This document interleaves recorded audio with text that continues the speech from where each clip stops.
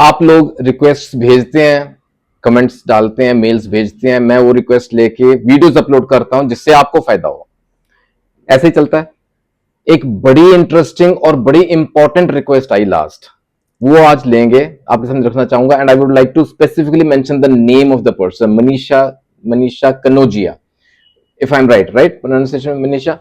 Manisha lot of thanks, बड़ा important इन्होंने request भेजी और वाजिब है सवाल और बड़ा अनोखा है और बड़ा जरूरी है आजकल के टाइम में। वो क्या है, वो कहते हैं कि बचपन से अब बड़े हो गए हैं, एडल्टहुड में आ गए हैं, बचपन से हम लोग एंटीबायोटिक्स खा रहे हैं, एलोपैथिक दवाएं खा रहे हैं, अभी तक खा रहे हैं, अभी भी खा रहे हैं, लेकिन उससे क्या हुआ कि हमारा जो गट सिस्टम है, जो हमारा जीआई ट्रैक्ट है ना, वो डैमेज हो गया, कहीं ना कहीं नुकसान पहुंच गया। वो जो गट फ्लोरा है ना, जो कि कुदरती एक बड़ा अच्छा सिस्टम है हमारे डाइजेशन के लिए, वो इम्बैलेंस हो गया, वो डिस्टर्ब हो गया। उस वजह से दिक्कतें आनी शुरू हो गई हैं, उस वजह से बदहजमी, इंडाइजेशन के सिम्टम्स आते हैं। वो गट फ्लोरा को हम कैसे रिस्टोर कर सकते हैं with the help of homeopathy, है ना इंटरेस्टिंग सवाल। ऐसे ना मिलते जुलते दो एक और सवाल आए हैं जिसका जवाब सेम है। So this video is of utmost importance. ठीक है, मैं आपको बताऊं, एक और सवाल था, जैसे ना गट हेल्थ को कैसे हम रिस्टोर करें, इन जनरल अपने गट के हेल्थ को कैसे रिस्टोर करें। गट आप समझते हैं, gut is our GI tract, gastro intestinal tract, जो रास्ता है right from the mouth to the anus, समझ लें, वो जो पाइप अपने अंदर फिट है, राइट, इसोफेगस से लेकर रेक्टम तक, that is the GI tract, that is the gut. हम अपने गट को कैसे हेल्दी रखें, how to keep our gut healthy, ये दूसरा सवाल है, जवाब मिलता जुलता, आज विल टेक दैट। और तीसरा एक और मुझे याद आ रहा है कि काफी देर पहले भी एक सवाल आया था, सिबो के बारे में बताएं, सिबो और उसका होम्योपैथिक हल क्या है। सिबो आप समझते हैं, SIBO, small intestinal bacterial overgrowth. नाम से जाहिर है, आप अंदाजा लगा सकते हैं कि स्मॉल इंटेस्टाइन के अंदर बैक्टीरिया की ओवरग्रोथ हो गई है, यानी कि वही वो जो गट फ्लोरा वो इंबैलेंस हो गया, डिस्टर्ब हो गया, जहां होना चाहिए वहां नहीं है, जहां नहीं होना चाहिए वहां ज्यादा हो गया, ओवरग्रोथ हो गई है। उस वजह से बदहजमी, इंडाइजेशन, पेट के सिम्टम्स, दिक्कतें, रोग, उसका होम्योपैथिक उपचार बताएं। तो ठीक है, ये तीनों सवाल इकट्ठे लेते हैं, बड़ा इंटरेस्टिंग रहेगा। And I tell you honestly, it is my gut feeling कि ये आज का वीडियो आप सबके लिए बड़ा ही इंपॉर्टेंट और यूजफुल होने वाला है। It is my gut feeling, कहते हैं ना, ऐसा ही आपने सुना होगा, it is my gut feeling. So ये मेरी गट फीलिंग है आज। And I tell you, trust your gut and hit that subscribe button. गुड नानक केस को सब्सक्राइब करें और बेल आइकन को ऑन करें, so that you get the latest updates. Trust your gut, भरोसा रखें अपने गट पे। आपने सुना होगा, गट इज अवर सेकंड ब्रेन, कहते हैं ना, हमारा दूसरा दिमाग है। ये यूं ही नहीं कहते, देखिए, ब्रेन जो हमारा है, दिमाग है ना, it is the main processor, जहां सब वो चलता रहता है, लेकिन गट इज अवर सेकंड ब्रेन। ऐसा क्यों कहते हैं, मैं इन शॉर्ट आपको बताऊंगा। गट में ना there is a vast network of nerve cells. हमारे गट की जो लाइनिंग है ना, उसके अंदर स्थित है, उसके अंदर मौजूद है एंटेरिक नर्वस सिस्टम, ENS। आपने CNS सुना, समझते हैं, सेंट्रल नर्वस सिस्टम, ठीक है, ब्रेन से ताल्लुक, लेकिन हमारी गट के अंदर ENS रहता है, एंटेरिक नर्वस सिस्टम। और मैं आपको बताऊं, more than 100 million nerve cells हैं उसके अंदर, यानी कि 10 करोड़ से भी ज्यादा। जो हमारा जीआई ट्रैक्ट है, मैंने बताया ना आपको, इसोफेगस से लेकर रेक्टम तक उसकी पूरी लाइन है, उसके अंदर ENS ये मौजूद है। और ये क्या करता है, ये इंडिपेंडेंटली अपना काम कर सकता है टू मैनेज डाइजेशन, ठीक है, हाजमे को बराबर रखना है, इसका पहला फर्ज है, कह ले। सेकेंड इज, आप हैरान होंगे जानकर कि हमारे बॉडी का तकरीबन 95% of serotonin is produced here. Serotonin आप समझते हैं, द हैप्पी हार्मोन। सेरोटोनिन का मेरा अलग से लेक्चर है हार्मोन्स के ऊपर, हैप्पी हार्मोन। और होम्योपैथिक सेरोटोनिन क्या है, उसके बारे में मैंने अलग से वीडियो डाला है, देख लीजिएगा। ये जो हैप्पी हार्मोन है ना, सेरोटोनिन, ये 90 to 95% यहां बनता है। और ये क्या करता है, इट इन्फ्लुएंसेस अवर मूड, है ना, हमारे मूड को ये प्रभाव डालता है, मूड पे। अच्छा मूड है, बिगड़ा हुआ है, खुश है, ना खुश है, सेरोटोनिन के लेवल्स पे डिपेंड करता है। अब एक चीज और यहां सामने आई, the gut and brain relationship. ये जो गट अपना ENS है, वो CNS है ब्रेन का, लेकिन आपस में कनेक्टिविटी है। There is a connection between the two, gut brain axis बोलते हैं। कैसे पता चलेगा, मैं आपको बता दूं, छोटी सी एग्जांपल है। जैसे कई बार होता है ना, आपने सुना हो, देखा हो, या शायद खुद से एक्सपीरियंस भी किया हो, जब हम चॉकलेट खाते हैं फॉर एग्जाम्पल, जब हम चॉकलेट खाते हैं we feel good, sense of well being मिलती है ना, कहते हैं एनर्जी बार बोलते हैं चॉकलेट को, एनर्जी बार क्यों बोलते हैं? एनर्जी आ गई है, थोड़ा सा चुस्ती आ गई, फुर्ती आ गई, मूड अच्छा हो गया। चॉकलेट खाइए, गई हमारे पेट में है, लेकिन मूड अच्छा हो गया। ठीक है, ऐसी एक और सिंपल सी एग्जांपल है, जब हमें एंग्जाइटी होती है, when we are very anxious about something, कोई एंटिसिपेशन है, कोई अप्रीहेंशन है, कोई डर है, कोई फियर है, कोई यानी कि कोई एंग्जाइटी हो गई है, उस वजह से क्या होता है कि बार ना we need to rush to the washroom, भागना पड़ता है। क्यों? स्टूल पास करना, वी नीड टू पूप। अच्छा, वो कई बार लूज आता है, कई बार नॉर्मल आता है। ऐसा क्यों? क्योंकि एंग्जाइटी हो गई है, दिमागी वो है फिनोमिना, लेकिन मोशन पास हो गया, गट इन्वॉल्व हो गई। So there is relationship between the gut and the brain. IBS आप समझते हैं, इरिटेबल बाउल सिंड्रोम, इसकी बड़ी जबरदस्त एग्जांपल है आईबीएस। स्ट्रेस की वजह से वो जो इंटेस्टाइनल मूवमेंट है वो धीमी हो जाती है, स्लो हो जाती है, तेज हो जाती है, विच लीड्स टू कॉन्स्टिपेशन और डायरिया। लेकिन ये होता है। ठीक है, now with this basic knowledge we come to our main topic, उस पे आते हैं। इंटरेस्टिंग लगता है ना तो मैं आई कैन स्पीक वॉल्यूम्स, लेकिन टाइम का ख्याल रखना जरूरी है। अच्छा, सिबो की बात करते हैं, in short SIBO, small intestinal bacterial overgrowth. अब क्या होता है, ये जो गुड बैक्टीरिया है ये हमारे लार्ज इंटेस्टाइन में होना चाहिए, जहां एब्जॉर्प्शन होती है। अब किसी वजह से अगर स्मॉल इंटेस्टाइन के अंदर इसकी ग्रोथ बढ़ जाए, इसकी ओवर ग्रोथ हो जाए, वहां ये पाया जाए, जरूरत से ज्यादा पाया जाए, तो दिक्कतें आनी शुरू हो जाती। क्यों दिक्कतें आएंगी, क्या आएंगी? देखिए, हम खाना खाते हैं ना, ये जो माइक्रोब्स अगर स्मॉल इंटेस्टाइन में क्या होता है, डाइजेशन होती है। अब ये क्या करेंगे, ये फर्मेंट कर देंगे हमारे कार्बोहाइड्रेट्स को और बाकी के न्यूट्रिएंट्स को, फर्मेंटेशन प्रोसेस शुरू हो जाती है, स्पेशली कार्ब्स। तो उससे क्या होने वाला है, तीन चीजें इफेक्ट होती हैं। विटामिन B12 कम हो जाएगा, क्योंकि एब्जॉर्प्शन ही नहीं हो पाएगी, फर्स्ट। सेकेंडली, आयरन कम होना शुरू हो जाएगा, मिल ही नहीं रहा बॉडी को। Third is bile. और ये तीनों चीजें फिर इसके ना सिम्टम्स दिखते हैं, लक्षण दिखते हैं, कोई ना किसी डिजीज के रूप में आ जाएगा। फॉर एग्जाम्पल, अब पहले मैंने बोला जैसे B12 की डेफिशिएंसी होगी, it can lead to neurological disorders, जो कि कोई सीरियस फॉर्म भी ले सकता है B12 की वजह से। फिर पेट के सिम्टम्स आने शुरू हो जाते हैं, ब्लोटिंग है, दर्द है, मोशन कभी इरेगुलर हो गए, कभी आ रहा है, कभी नहीं आ रहा। दूसरा मैंने बताया, आयरन कम हो गया, एनीमिया बोलते हैं ना, आयरन की डेफिशिएंसी एनीमिया है। अब आपने कई बार ऑब्जर्व किया होगा, कई बार ना बड़ा ज्यादा थकान हो जाती है, फिटीग है। अच्छा, अगर सुबह उठते ही हो गया, ऐसा भी होता है कई बार, यार सो के उठे हैं फिर भी थके हुए हैं, ऐसा क्यों?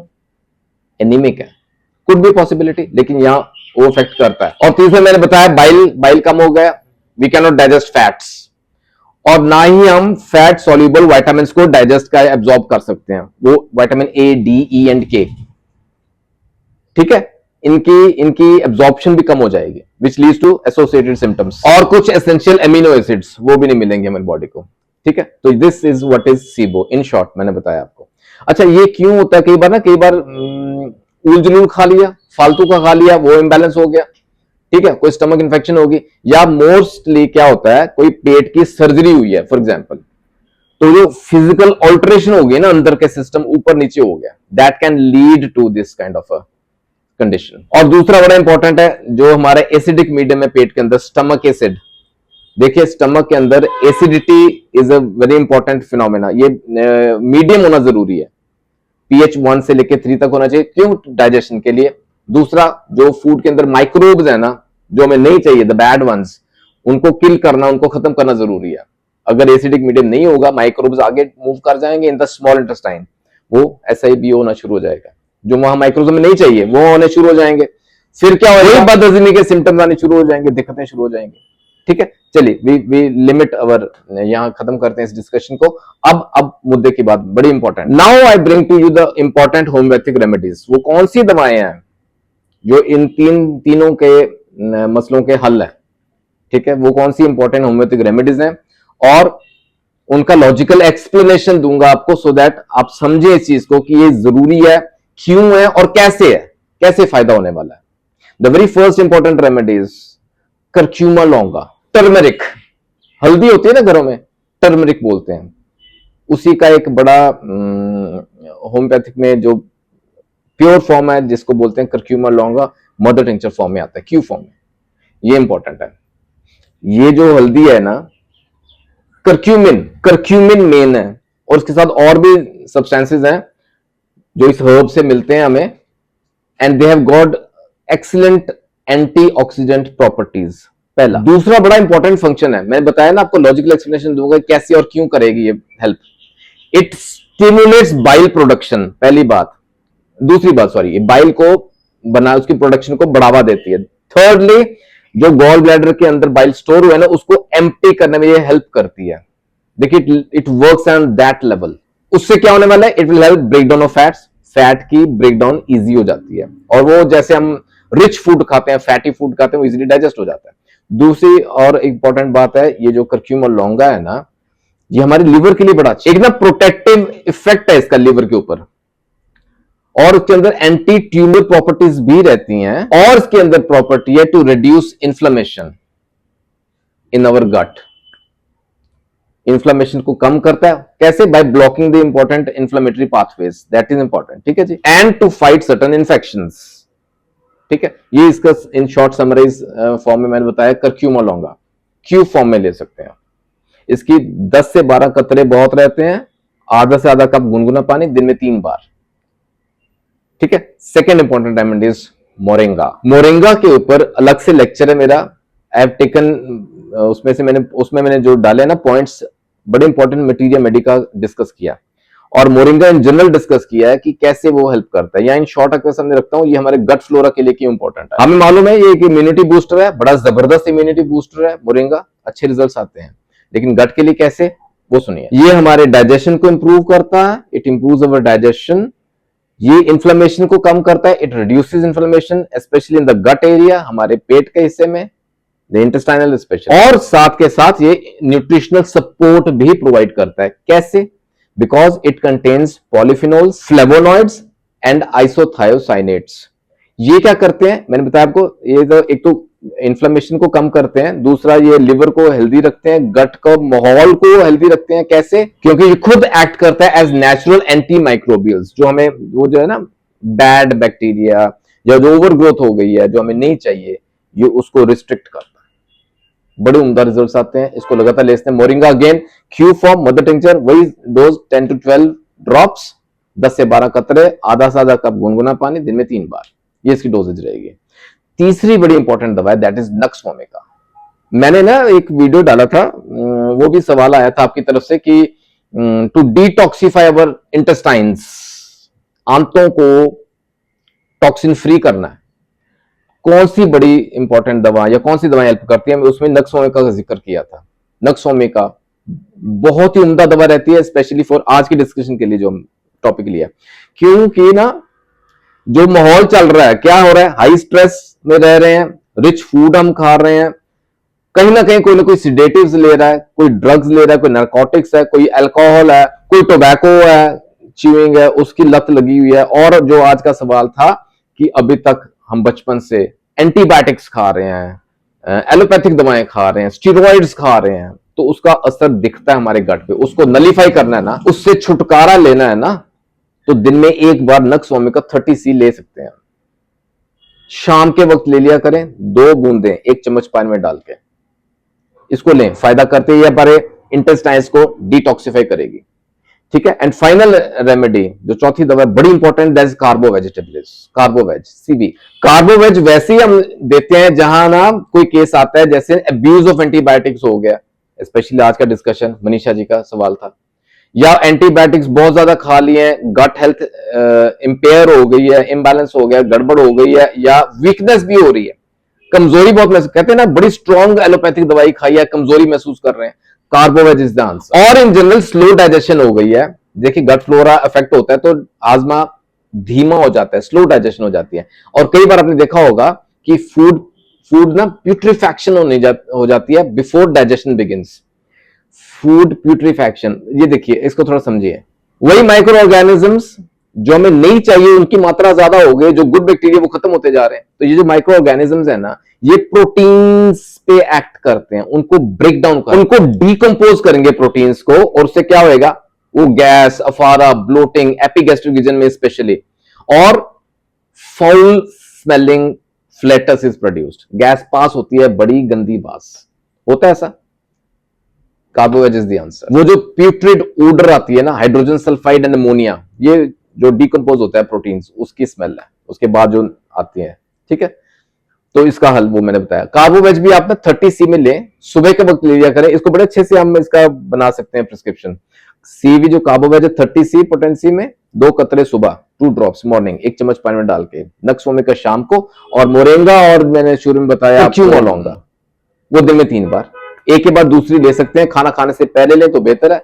सारी डोज एक के बाद दूसरी ले सकते हैं और इससे फायदा होएगा, इससे 100% फायदा होता है। ये आपका गट फ्लोरा है वो रिस्टोर होता है, आपकी गट हेल्थ वो वापस आती है, आपका गट जो है ना वो डिटॉक्सिफाई होता है। आपको इससे फायदा हो, यही मकसद है। और दोस्तों जुड़े रहें दाना केस के साथ, वो अपनी गट फीलिंग से उसको सब्सक्राइब जरूर कीजिएगा। ट्रस्ट योर गट, भरोसा रखें, विश्वास रखें इस पे। जल्दी मिलेंगे अगले वीडियो में, अपना ख्याल रखिएगा जरूर। Take care, God bless.